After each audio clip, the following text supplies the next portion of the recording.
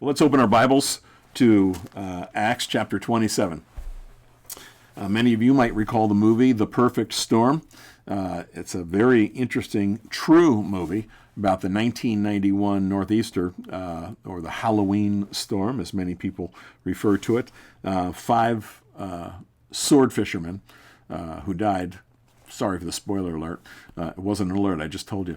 But who died in this, what was called the perfect storm. It was the confluence of, I guess it was three different systems, and off the coast of New England. Despite all the technology that was available at the time, they really couldn't see the storm coming until it was too late. And the weathermen didn't pick up on it until it was too late. And even when there was the hint that this could get dangerous, it was the drive for money. And when you understand their lives, you get the picture. But it was the drive for the money that kept them out there. We can beat this. We can do this. I remember after seeing that storm back in the day, I wasn't pastoring back then, and I remember I used to travel to Canada a lot. And one of our employees out of our Toronto office, Alain, he was a Newfie. He was from Newfoundland. And he'd been a fisherman in the North Atlantic on one of these large commercial fishing vessels. And I remember speaking to him about the storm, or rather about The Perfect Storm, the movie, and asking him how accurate he thought it was. And he said, oh, it was quite accurate. And he remembered a number of times out in these storms where these boats, large vessels, would go out at least as a pair, sometimes three or four of them. They were always, close enough that they knew where each other was. But he said it was amazing how large these waves would be, that the antennas off of these fishing vessels would go up 75, 80 feet. And that when a swell got between the two boats, you just couldn't see the other boat. You couldn't see its antenna anymore. It gives you a respect for what that's like. If you've been out, if you enjoy boating, you've probably experienced some foul weather. I enjoy boating, and I've been out fishing. I enjoy it on some larger vessels. I don't have the strongest stomach in the world, but I've been out, done these things, and it's quite, as much as I love the water, it's quite a threatening sense to be out there knowing there are many hundreds of feet of nothing but water below you, and you can't see land, and it's starting to get nasty.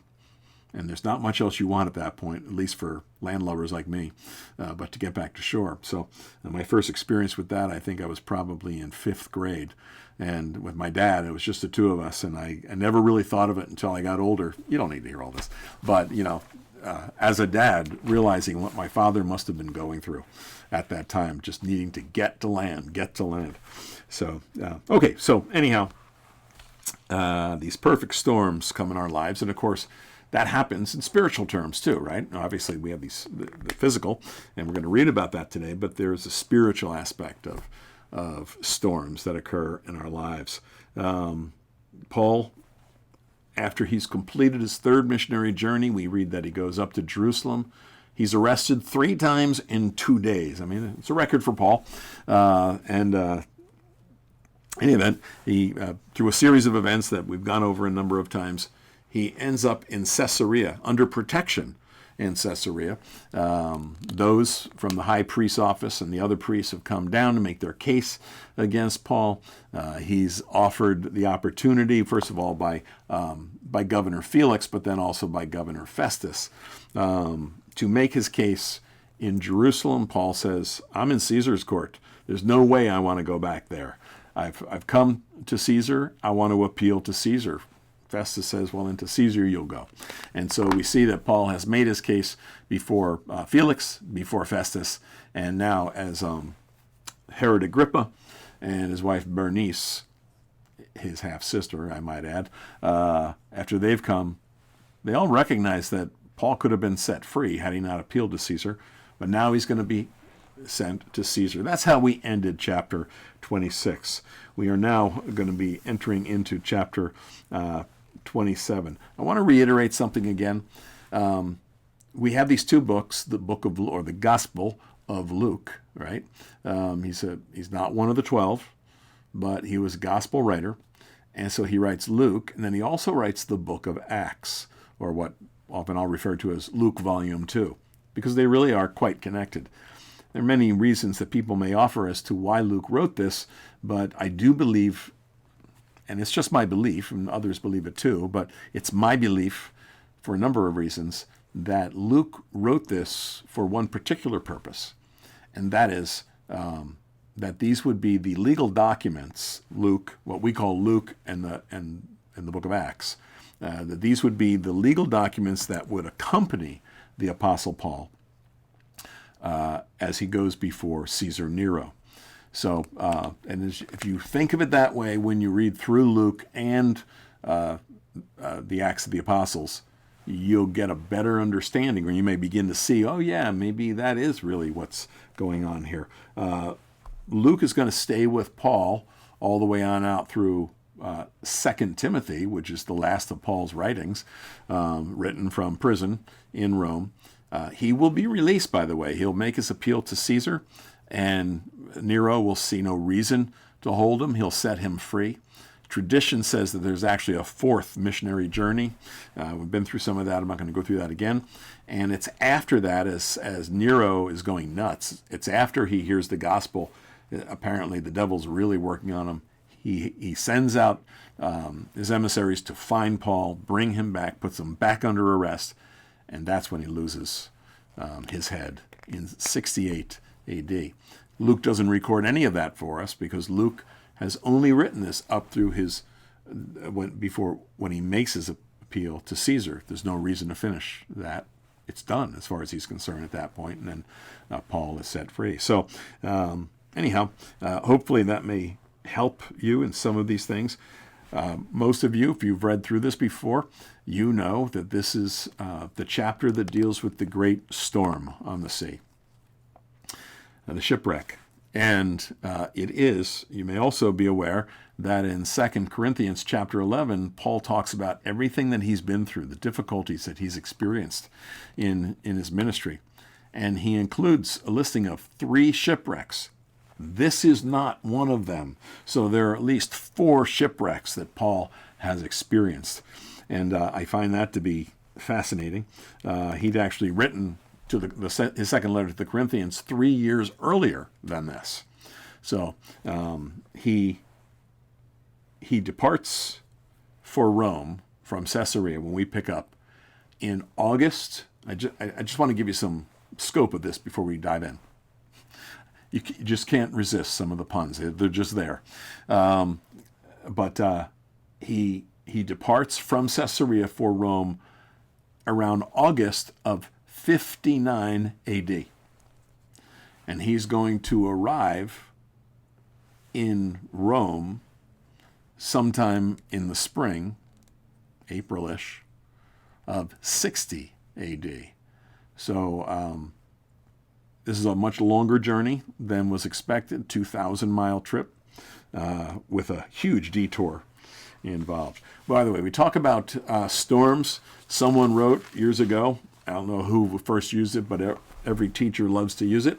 There are different types of storms in our life. Very often we think of a storm, we just think, it's a storm, yikes. But in spiritual terms, recognizing that God is sovereign over all things, then there are storms that have different purposes in our lives. We can think of storms of correction, storms that are designed to bring us back on track again, storms of perfection, storms that are intended to get us more serious in our walk with Jesus Christ, in our faith, right? You can come up with all kinds of things that end in action, storms of correction, storms of perfection, storms of direction, storms of protection. There are storms that God uses to protect us from some other force. Anyhow, but this storm clearly had at least one purpose. And so as we walk through this, Lord willing, we're going to see some of that. So, okay, why don't we try to dive in here? We read this, verse 1. And when it was decided that we should sail to Italy, they delivered Paul and some other prisoners to one named Julius, a centurion of the Augustan regiment. Your King James, I always like the King James for this. He was of the Italian band. It makes it sound like they had an accordion and some other things, and they only played weddings. But in reality, it says the Augustan regiment. In other words, this was like Caesar's special ops guys. Okay, you can consider him a SEAL or a Green Beret. I mean, these are all Roman soldiers were tough dudes. These guys are like the creme de la creme.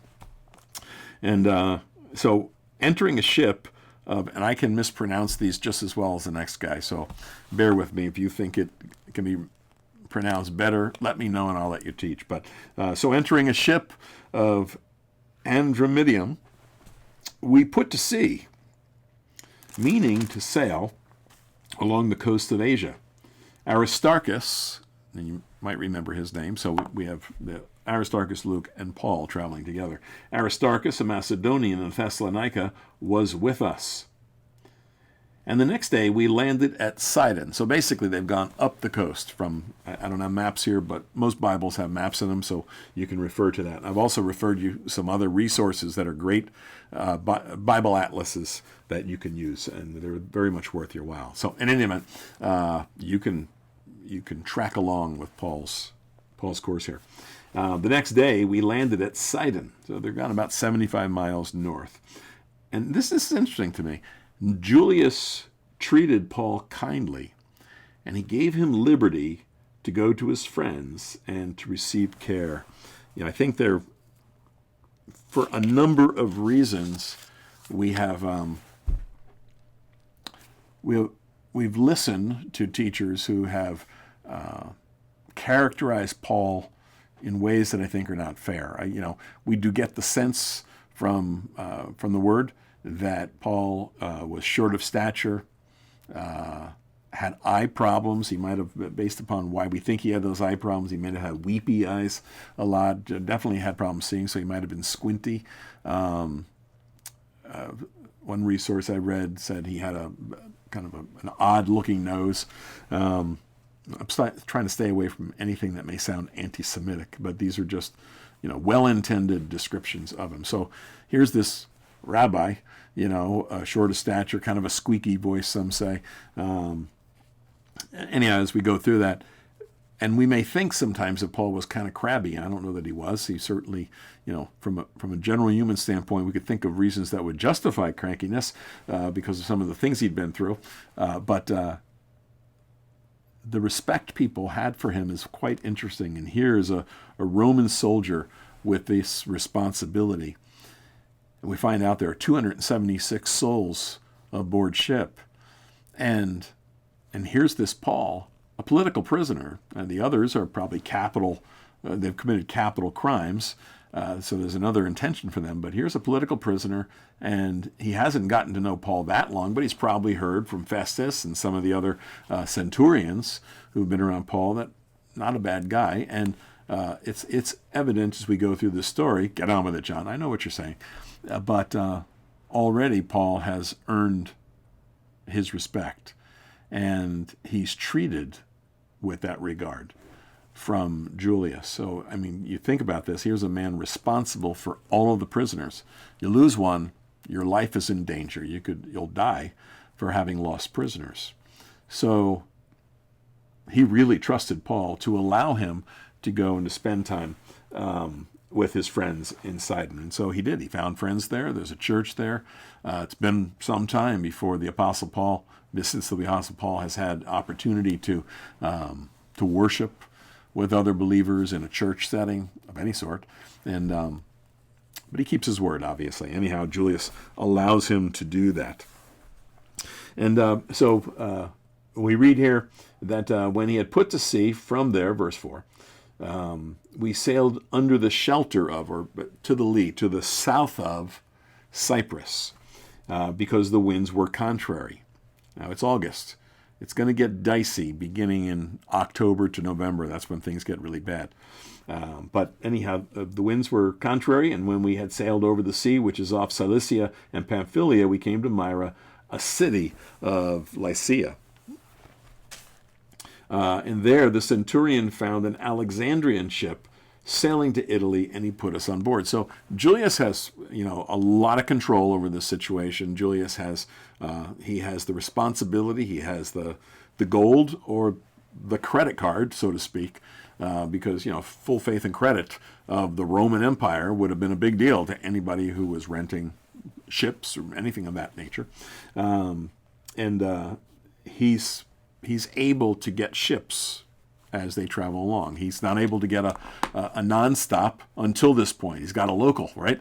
So they took the local, and now here they are in this port, and he's able to get this other ship. And so when we had sailed slowly for many days, we arrived with difficulty off Isthmus, the wind not permitting us to proceed. And then we sailed under the shelter of, or to the south of Crete, off Salmones. Some of you are thinking, okay, whatever, it's a map. Well, the map's interesting because if you watch the direction they're heading here, they're sailing with difficulty because the weather is already starting to pick up.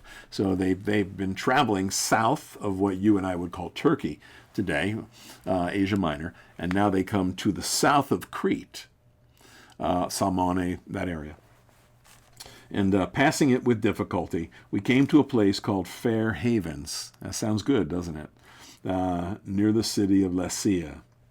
Now, when much time had been spent, now apparently it's late fall by now, so they spent already a good amount of time there, and sailing was now dangerous because the fast was already over. Paul, and now he advises them, let me just stop there. It's not dangerous because of the fast. It's that time of year. So it would have been, I think, October 10th or something like that. Either 10th or 5th, doesn't matter to you, right? But it would have been early to mid-October that the fast, in other words, Yom Kippur, would have occurred at that point. And we're going to see that Julius wants to make headway. Others want to make headway. And Paul's going to advise them differently. So he says, men, I perceive that this voyage will end with disaster and much loss, not only of the cargo and the ship, but also of our lives. Now you're thinking, Paul, now you're a sailor? Well, he's been on a number of ships, but most importantly, as he understands the time of year, as he's praying, he gets the sense this is going to be dangerous, and he says so. And nevertheless, the centurion was more persuaded by the helmsman, by the skipper, and the owner of the ship than by the things spoken by Paul. Now look, the skipper wants to make progress, probably figures we can make it, it'll be fine. And as we learn more about the ship, this is a pretty good-sized vessel. Some people say the displacement was somewhere in the neighborhood of 75 tons, which is a good vessel for that day and age. A sailing vessel, and most of these vessels, more information maybe than you want, but these types of vessels typically had one humongous mast and one very large sail, and that would be its power. The wind would be its power, and they would use rudders. This actually turns out to be a 2-rudder ship, and which is a big deal. It's like a double drive-through at Chick-fil-A. Are you hungry now? Go to the one in Horsham. I know the guy. Anyhow, so this is a large vessel. The helmsman, maybe he's thinking, I can do this. I know how to handle this. And the owner of the ship we find out, he has a load of grain.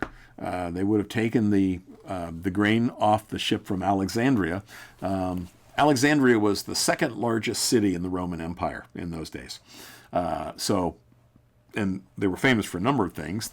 The library in Alexandria is a huge city, considered an intellectual center, but also it was the breadbasket. Egypt was the breadbasket for the Roman Empire. So these ships would carry large cargo of grain. So the owner of the ship wants to get paid. Does he really want to wait 4 or 5 months before getting to his destination. When he can get to his destination, get paid, and then maybe wait it out in Rome and then sail back, probably wants that. And the helmsman is probably very sure of himself. None of these guys want to put their lives in danger, but we're not told, and you can only project so far, but I'm assuming that like most of us, it was easier, and why not, right, to believe the experts. I used to know a guy who used to say, all the experts I know are dead.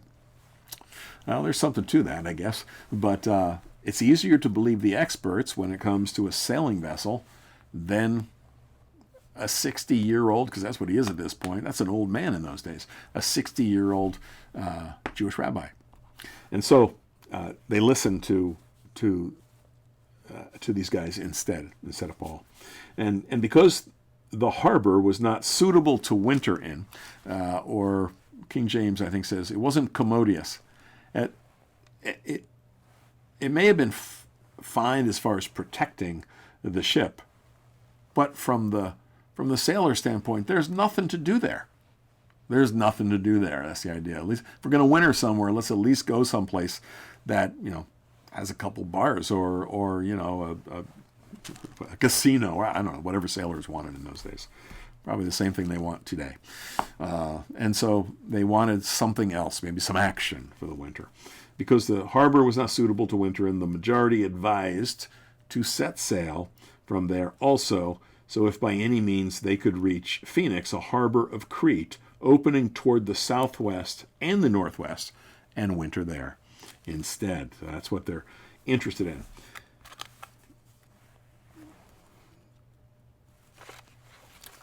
So we're going to find out, as I think I mentioned, a group of 276 souls altogether. So however many sailors there were, however many soldiers there were, still have a couple hundred easily of these prisoners. And so here you are. They're going to leave from there and set off for what seems to them to be a reasonable journey.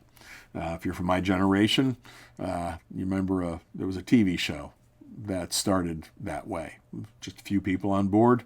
It should have only been a 3-hour tour, right? But the weather started getting rough. And we're going to see that this huge ship was tossed. And of course, that's what happened. I don't know what the name of this ship was. It wasn't the Minnow, I don't think. And as we get into this storm and how the ship doesn't fare and all that, what's going through your mind?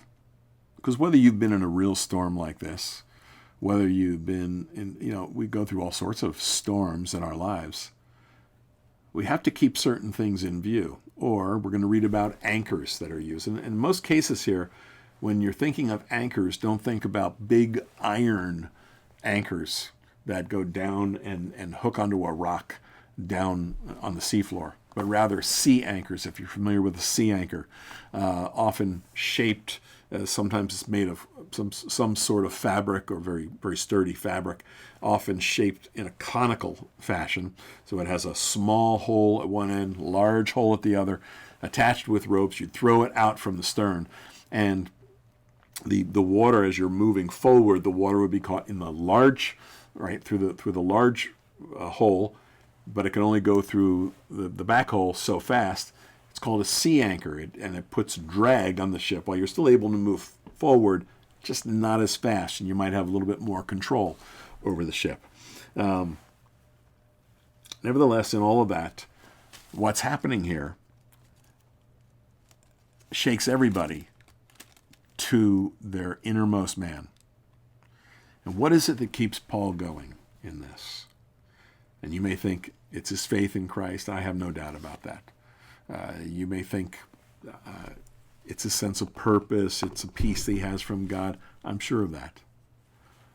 But one thing that he never took his eyes off of, I am absolutely certain about that. We read in chapter 23, verse 11, where the Lord Jesus appears to Paul. right there in Jerusalem.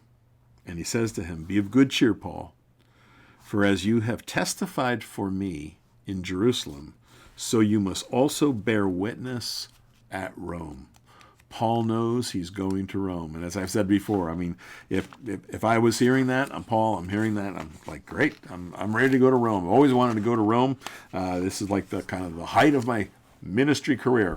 I'm going to go to Rome. I'm going to travel on El Al, because they're a good airline, or Swiss Air or something like that, and I'll travel first class. Probably have the whole section open to me only, and they'll just take care of me. I'll have 5-star accommodations when I get there.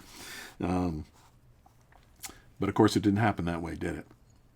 And Paul's now headed to Rome. This is where it all begins. And again, if you've always dreamed of a Mediterranean cruise, keep dreaming, and that's good. Maybe you'll get a chance to go on a Mediterranean cruise one day. But as we get into this, please take your Dramamine.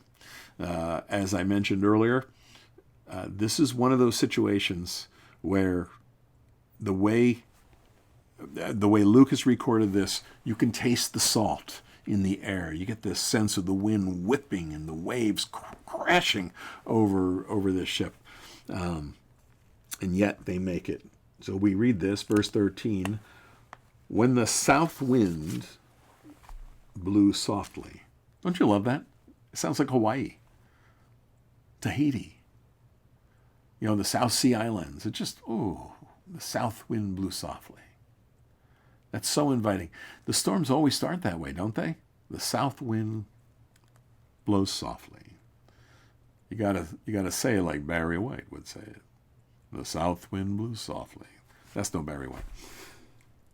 "Supposing that they have obtained their desire, they put out to sea, and they sailed close by Crete." But there are certain places you don't want to read "but," and this is one of them. "But not long after that." Yeah, that's what happens. Not long after that. Now remember, there are hundreds of souls on this vessel. 276 we read, but hundreds, more than 200, no doubt, are prisoners. Paul is a political prisoner, and he's going to go before Nero, and so he's one type of prisoner. But there are other prisoners who have committed capital crimes there, and you have to ask the question as you walk through this: why bother taking these capital prisoners, these ones who have committed capital crimes? Why bother bearing the expense of shipping them all the way to Rome? Wouldn't it be easier just to, Rome was big on crucifixion.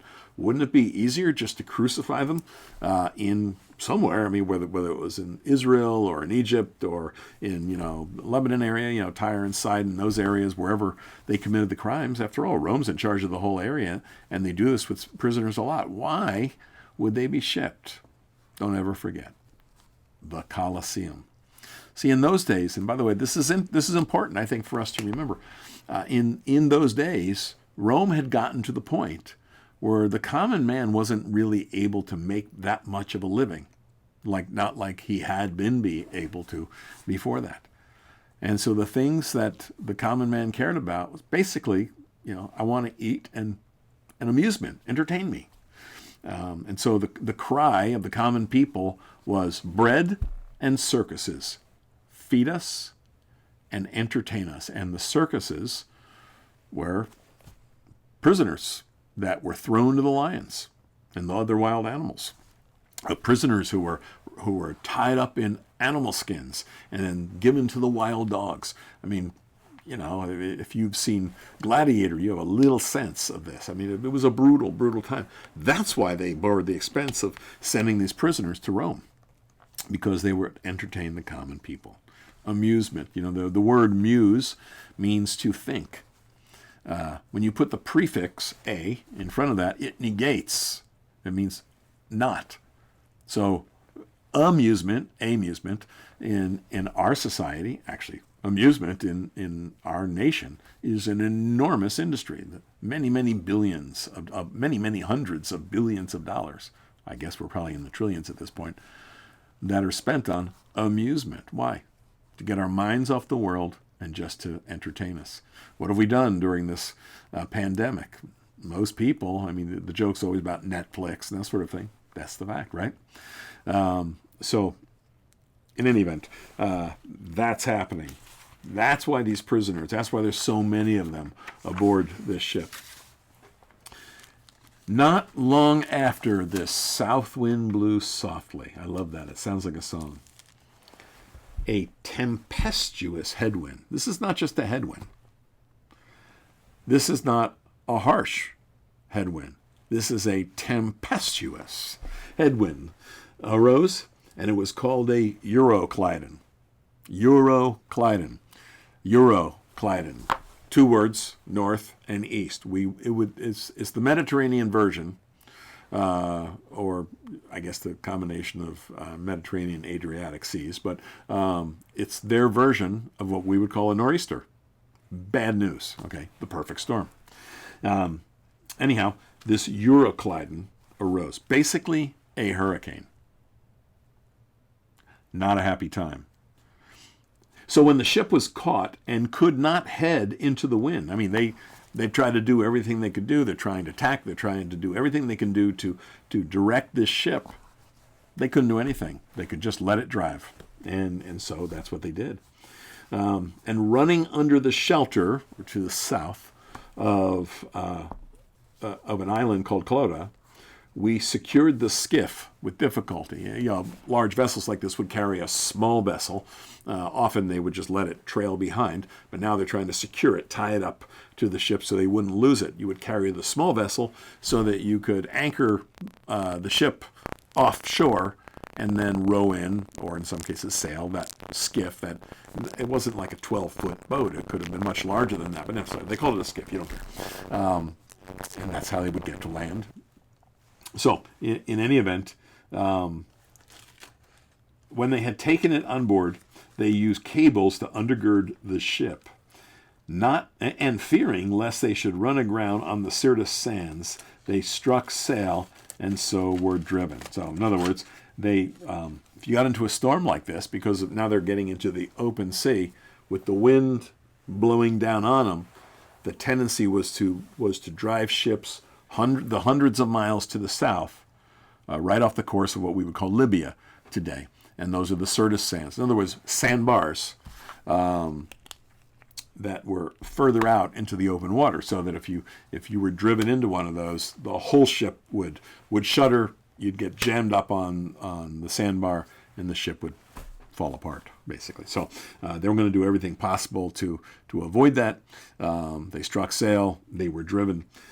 And because we were exceedingly tempest-tossed, so it was a tempestuous wind, now they're exceedingly tempest-tossed.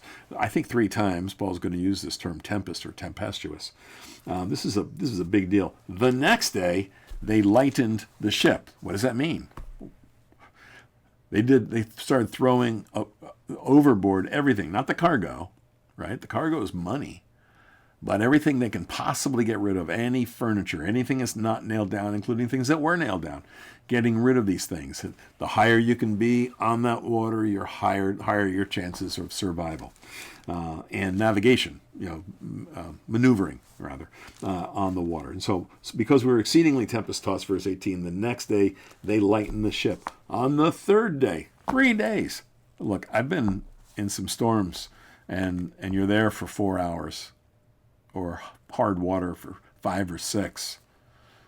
And if you've been there, you know what I'm talking about. You're saying, where do I go? What do I do?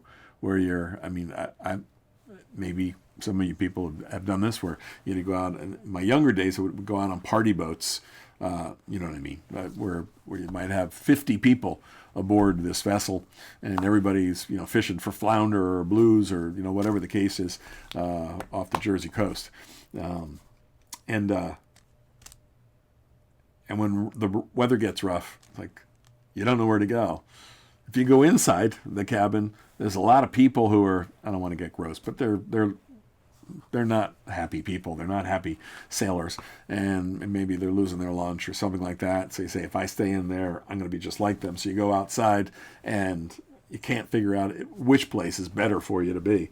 but 3 days, and that's not the least of it. We threw the tackle overboard with our own hands when neither sun nor stars, can you picture this? Verse 20, when neither sun nor stars appeared for many days, and no small tempest beat on us. In other words, only huge tempests were beating on them. All hope. Process that. All hope that we would be saved was finally given up. The strongest of all 276 of them had given up. What are we going to do? Neither sun nor stars, he says, for many days. We've gone overnight, we've gone through the second day, gone through the third day, now we're into the many days. We're going to find out this is 2 weeks of this storm. All hope that we would be saved was finally given up. This is hard work, navigating your way through these situations. There's no stars to look at. I mean, the sextant had not been invented yet. There's no Loran, there's no satellite navigation, there's no sextant, the things you think of that the Mayflower captain would have used. They didn't have that stuff. The things Columbus had, they didn't have that stuff. Whatever the Vikings had, I don't know, but it wasn't them, and it wasn't then. They didn't have those things.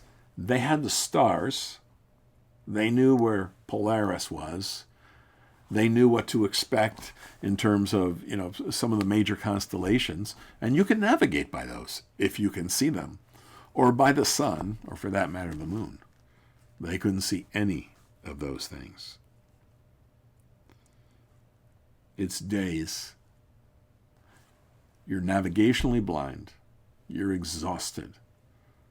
Haven't eaten. Seasick constantly. No hope of being saved. Verse 21, but after long abstinence from food, then Paul stood in the midst of them.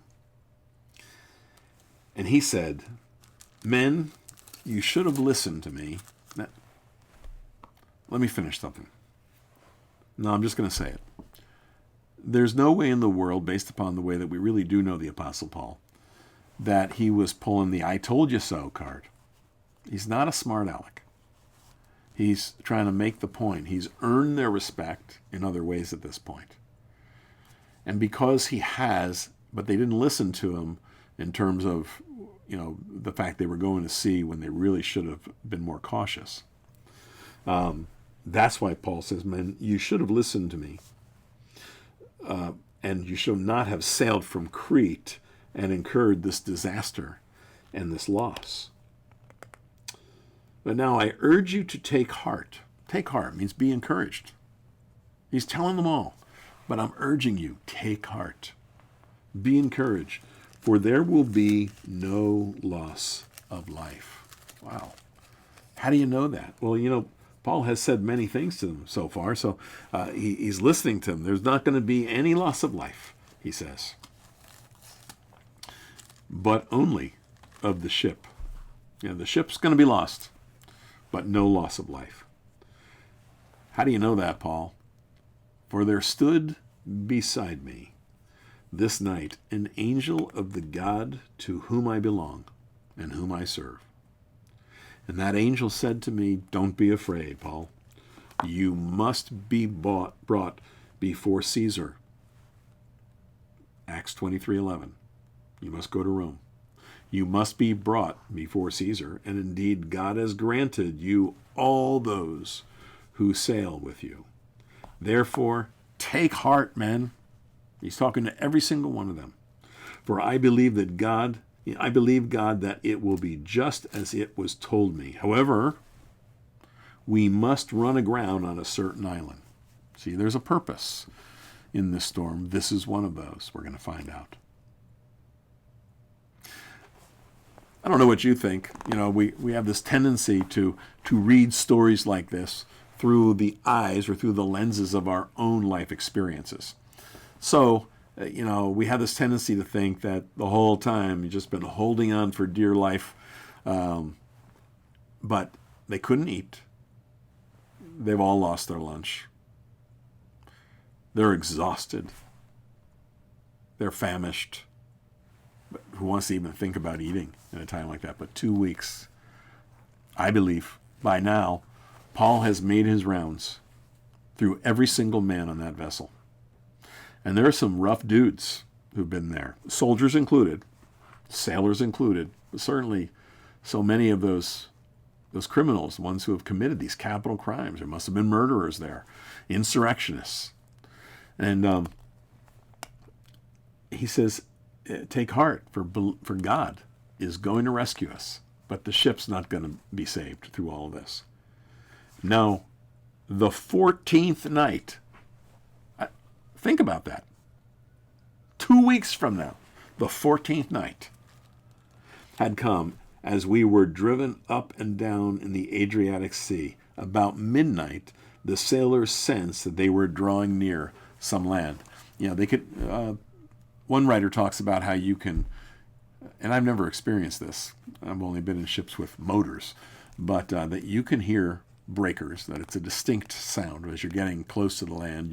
You can hear the crashing of waves, especially in a storm, on land. Others have talked about how you can smell land. And I imagine that's so. If all you smelled for weeks has been the ocean air, to now begin to smell soil. So a lot of you, you may not think about smelling soil, but we do. You can smell soil. You can smell trees. Not just floral things, that's obvious. Flowers have a scent to them. But you can smell land. So they could tell. It's night, so they can't see it all, but they know they must be nearing land. So they began to take soundings. And as they did, the first sounding, they found it to be 20 fathoms, or 120 feet. And then when they'd gone a little further, they took soundings again. They found that it was 15 fathoms. So now they've gone from 120 to 90 feet below them. But then, fearing lest we should run aground on the rocks, they dropped 4 anchors from the stern and prayed for day to come. So, they've used sea anchors up to this point, but now they're dropping real anchors to hold them back, right? They don't want to run into rocks in the nighttime, because their chance would be much better, obviously, when there's light. And so they did that, and as the sailors were seeking to escape from the ship, did you see that? The sailors now, they're trying to make a run for this. They had let down the skiff into the sea under the pretense of putting out anchors from the prow. They said, we're just going to make sure the anchors get planted well. We need to take the skiff out. Paul knew what was going on. He could tell. But Paul said to the centurion and to the soldiers, unless these men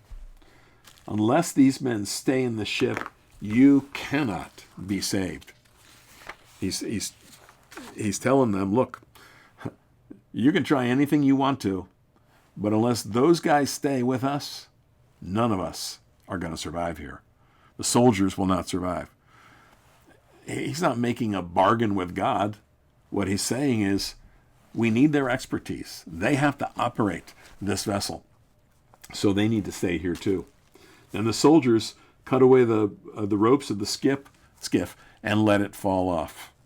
Now you have to depend on God and this vessel alone at this point. And as day was about to dawn, Paul implored them all to take food, saying, today is the 14th day. You've waited and continued without food. You've eaten nothing. Therefore, I urge you, take nourishment, for this is for your survival, since not a hair will fall from the head of any of you. And when he had said these things, he took bread, and he gave thanks to God in the presence of them all. And when he had broken it, he began to eat. And they were all encouraged. I think it's interesting. I know that when I was a younger believer, sometimes it would, I'll just say that sometimes it would kind of intimidate me, or maybe you could say embarrass me, to bow my head in a restaurant and pray. I'm past that now. But I know many people go through that, and maybe you feel like that sometimes. Maybe you feel like, I'm in a restaurant. I don't want to be weird or be perceived as weird. Boy, I wish I could remember this guy's name.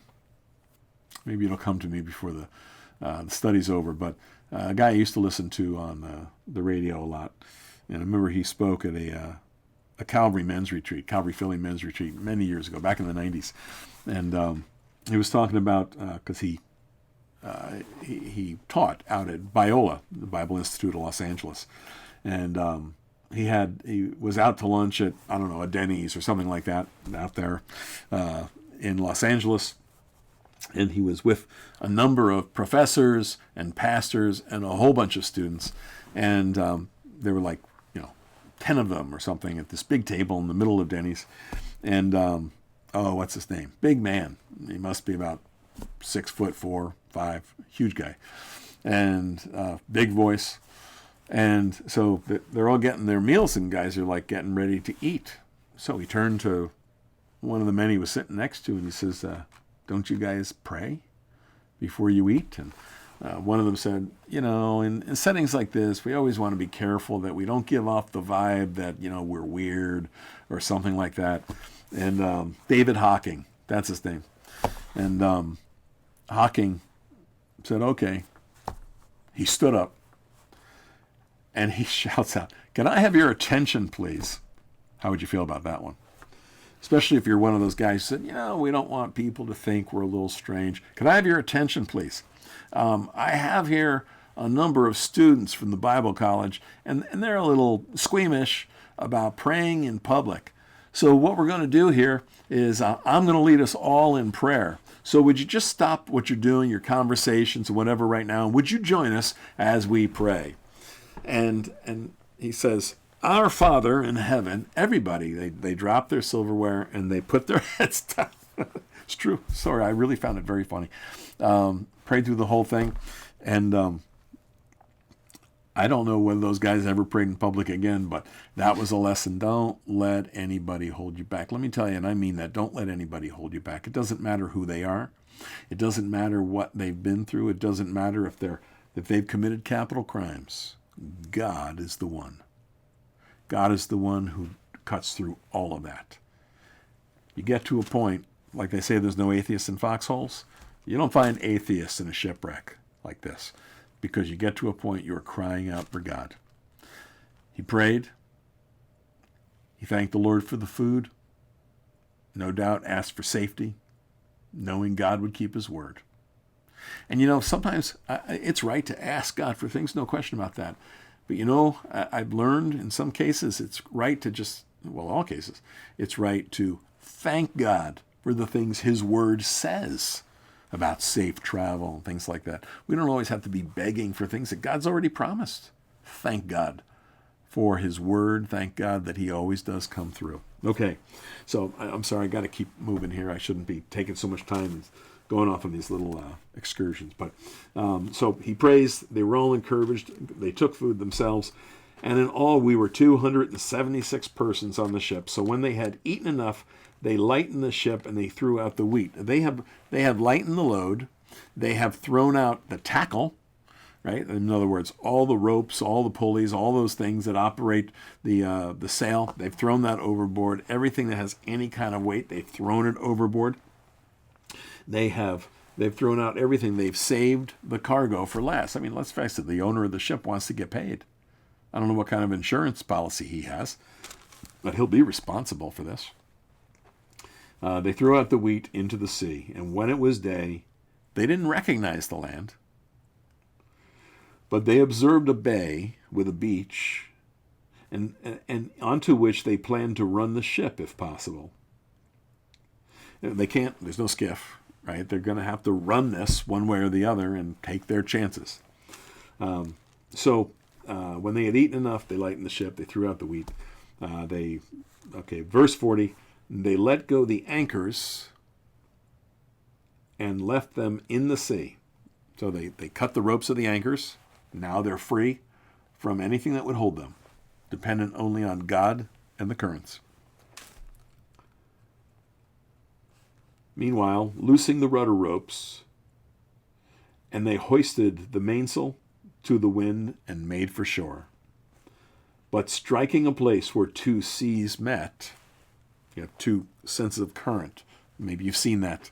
You see that at the Jersey Shore a lot. If you're out at the beaches, you're on a sandbar, basically a big sandbar with a lot of houses. But if you ever look at when the tides go in and out, you see the movement of those waters, the bay water and the ocean water. Where those two seas met, they ran the ship aground, and the prow stuck fast and remained immovable, but the stern was being broken up by the violence of the waves. This is huge. I mean, put it together again. 2 weeks, open sea, wind, waves. You're breathing salt water all the time. You're ingesting salt water all the time. I don't know how they did it freshwater. We're not told, but they sure didn't want to eat, right? And the soldiers' plan was to kill the prisoners.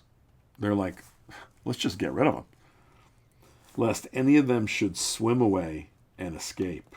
And that's the Roman way. Let's just cut our losses. But the centurion, who wanted to save Paul, he knew if he let them go, Paul's in jeopardy too. He wanted to save Paul. So he kept them from their purpose, and he commanded that those who could swim, not a lot of people knew how to swim in those days. Now, Paul apparently knows how to swim. I mean, look, three shipwrecks. My mind goes to, if you haven't learned to swim yet, learn it now. In fact, he even says at one point he spent a night and a day in the open sea. I've never done anything like that, but that's not a pleasant experience. And I'm sure not a big fan. I think shark movies are interesting. I like catching sharks when I'm fishing, but I can't imagine being in the open sea for a night and a day, especially in warmer waters, knowing that there's sharks all around. So Paul could swim, is my point. And so the centurions would swim. Soldiers knew how to swim. That was part of their training. But not a lot of people knew how to swim in those days. So in any event, he commanded that anybody who could swim would jump overboard first and get to land, and the rest, some on boards and some on parts of the ship. And so it was that they all escaped safely to land. So basically, the rest of them who weren't able to swim, they surfed. Right? They got themselves some scraps that were coming off the ship as it was broken up, and they used those to float to land.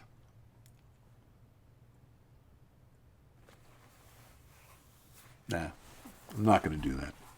There's too much here. It's interesting. That's the story, as how they get to this place and they find out. And read chapter 28. It's the last chapter. But we'll find out soon that it's Malta where they land.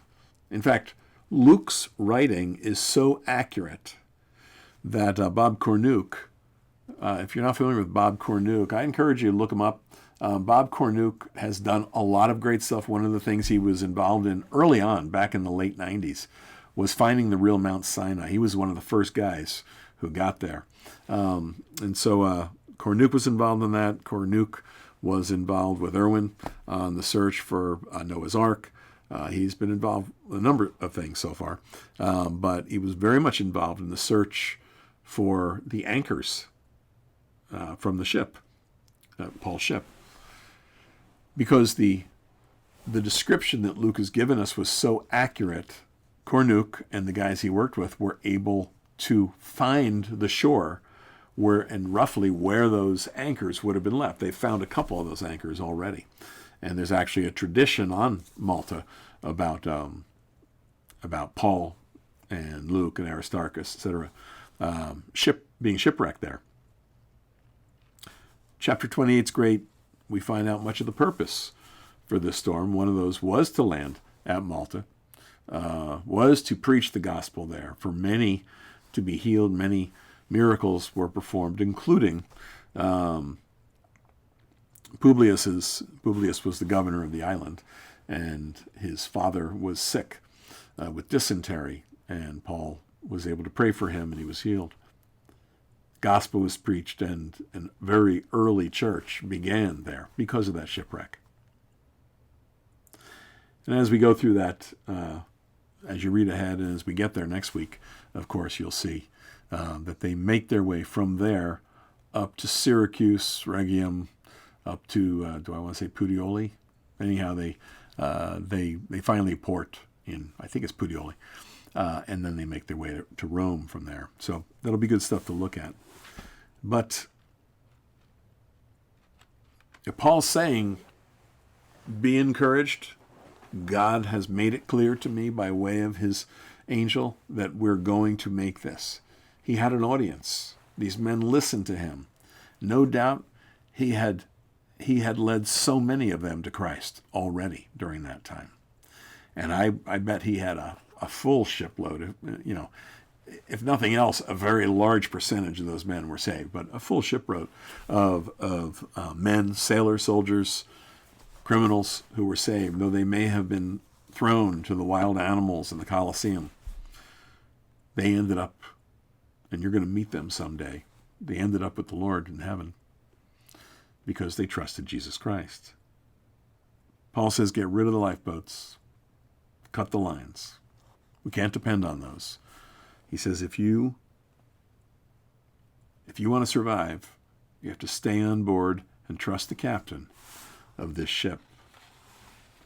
One day you're going to look back on your life and you're going to say, what was the purpose of that storm? Some of it you may not understand right now. We've all been through our storms. If you're a brand new believer, maybe you haven't gone through one of these storms yet. Often we'll say, Christians are in one of three places at any given point. You're either in a storm right now, or you've just come out of a storm, or you're going into a storm. And that's pretty standard then for the Christian life. But then there are those storms like this, the big Euroclydons, the hurricanes that come from every direction, it seems. What do you do in that situation? What do we hold on to? Or if I could ask, what's your anchor? What's the anchor for your soul? Paul will write in Romans chapter 5. He'll say, who shall separate us from the love of Christ? Shall tribulation, or distress, or persecution, or famine, or nakedness, or peril, or sword? Now in all these things we're more than conquerors through him who loved us.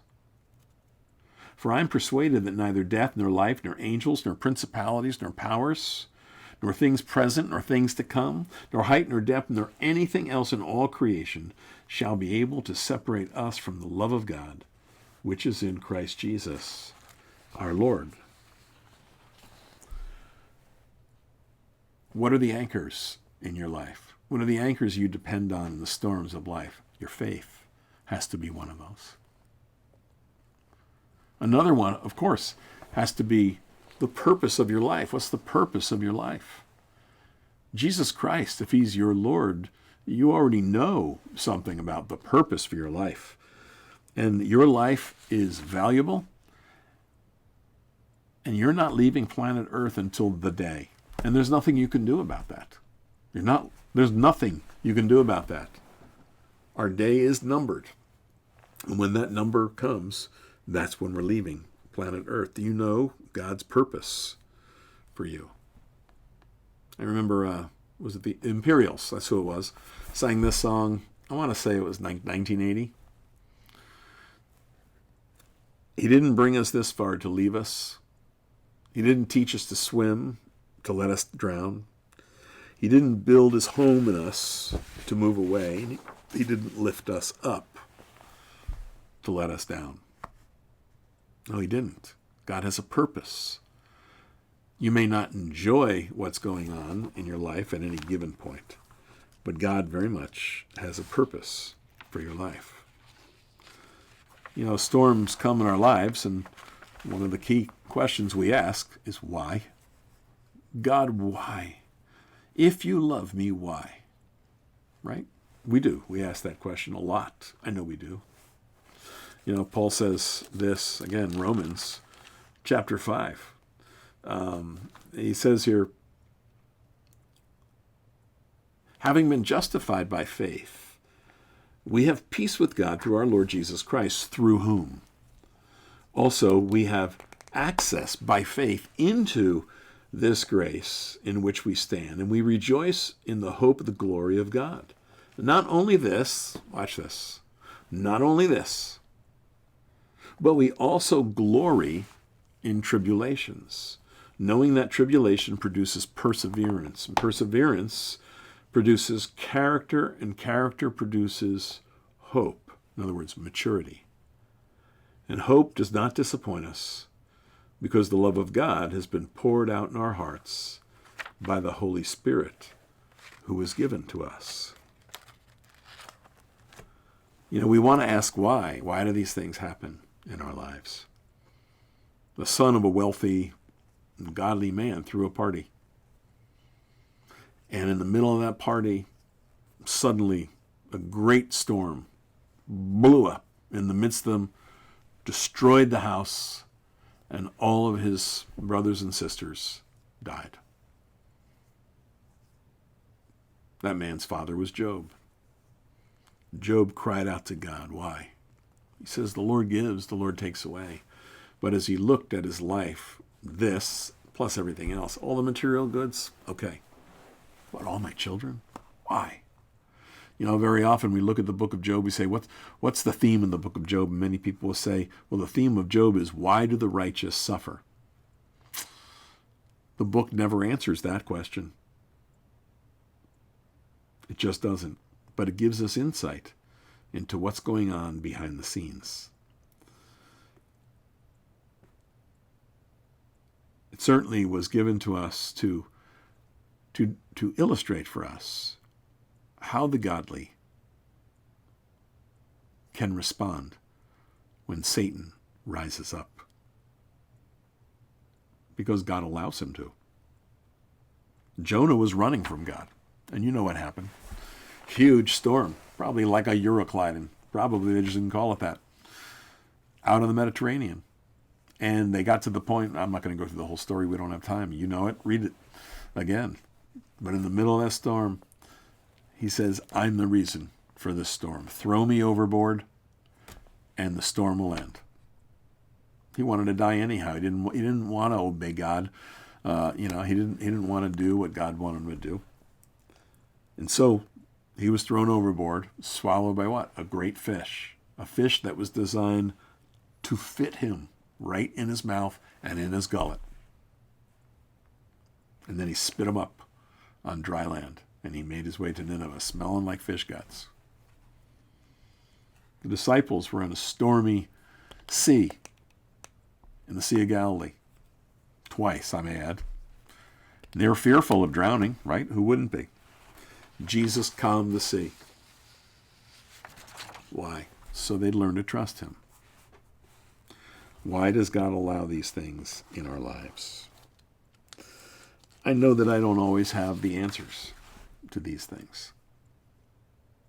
And I don't know why God always allows these things. I've asked that question. There are some things I've been able to learn over the years for myself, but I can't always give you the reason for the storm in your life. One thing I do know, God is faithful.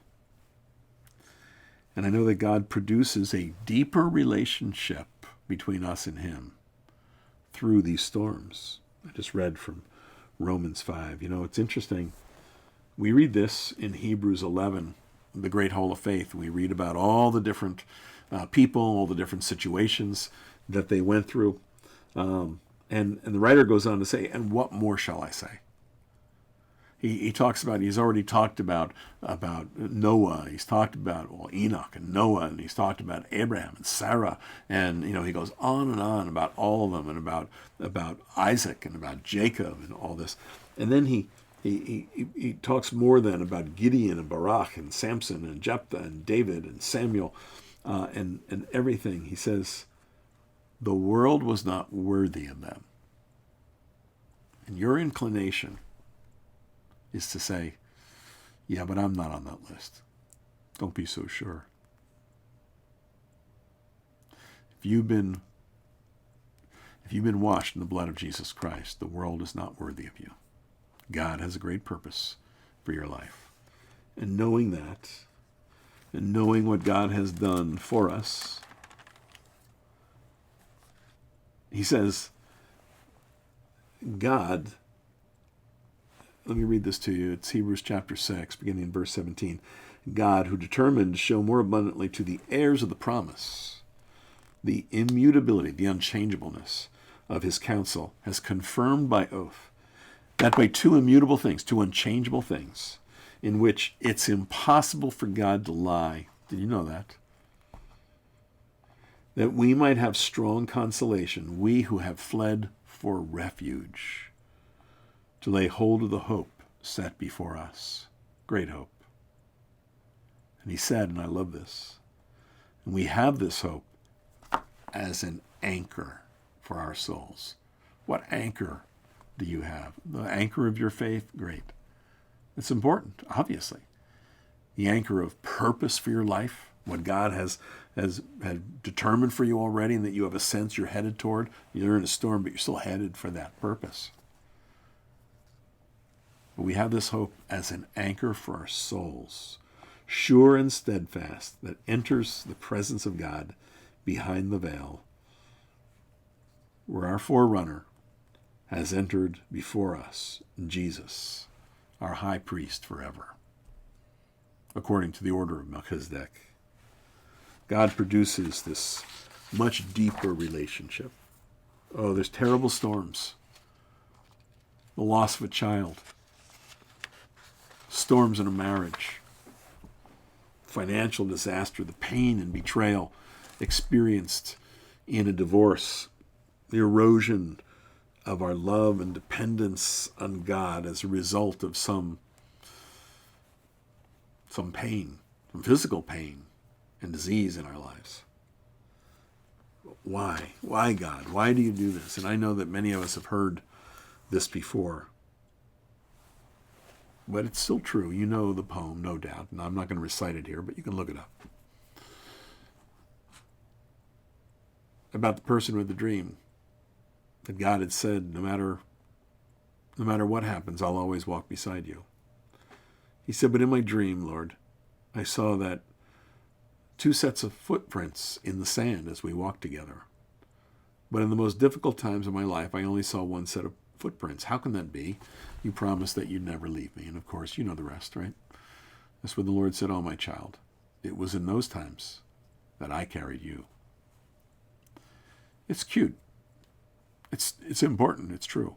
But it kind of falls into the cute category because we find it on Hallmark cards. Paul says this, writing from Rome, Philippians 1:6. So that I'm confident of this, he says, that he who began this good work in you will carry it on to completion until the day of Christ Jesus. In other words, despite the storms, through the storms, I'll never leave you, I'll never forsake you. Or Hebrews 12, verse 2. Looking unto Jesus, the author and the finisher of our faith. The storm is only allowed to deepen our walk with him, not to destroy our walk with him, but to deepen our walk. Will you let him? The storm's going to be tough. Who are you going to cling to? And this, I love this. It always astounds me the more I think about it. Paul, at the very end of his life, or nearing the end of his first imprisonment in Rome, 2 Timothy 2:13.